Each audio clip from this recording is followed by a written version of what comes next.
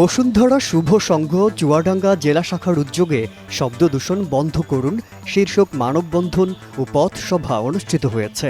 ১৯ December জেলা প্রশাসকের কার্যালয়ের সামনে অনুষ্ঠিত মানববন্ধনে বক্তারা জানান, চুয়াডাঙ্গা জেলাতে শব্দ দূষণ বন্ধ হচ্ছে না, বরং দিনে দিনে বাড়ছে। প্রতি বছর হাজার হাজার ছেলে মেয়ে, বিশেষ করে স্কুলগামী বাচ্চারা ক্ষতিগ্রস্ত হয়।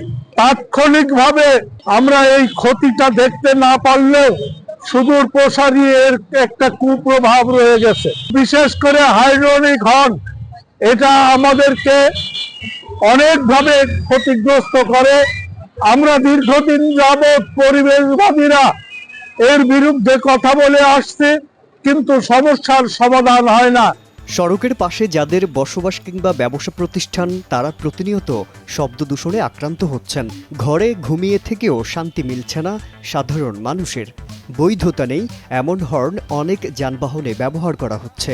এতে বিপাকে পড়েন সব শ্রেণী পেশার মানুষ। এ ব্যাপারে কঠোর আইনি পদক্ষেপ দাবি করেন বক্তারা। বন্ধন থেকে আমরা যে বার্তা দিতে চাই সেটা হলো, শব্দ দূষণ নিয়ে আইন আছে, আইনের প্রয়োগ নেই। যারা একেবারেই সড়কের পাশাপাশি অবস্থান করেন তারা অনেকেই বলছেন যে তারা খুব বিব্রতকর অবস্থায় পড়েন। সরকারকে অনুরোধ জানাবো এই শব্দ দূষণ কমিয়ে আনার জন্য। সরকারি উদ্যোগে মাঝে মধ্যে অভিযান পরিচালনা করা হলেও তা সন্তোষজনক নয়। এলাকাবাসীর দাবি, শব্দ দূষণ রোধে প্রশাসনকে এগিয়ে আসতে হবে। মানিক আকবরের পাঠানো তথ্য ও ছবিতে ডেস্ক রিপোর্ট, মাজহারুল আলম, কালের কণ্ঠ।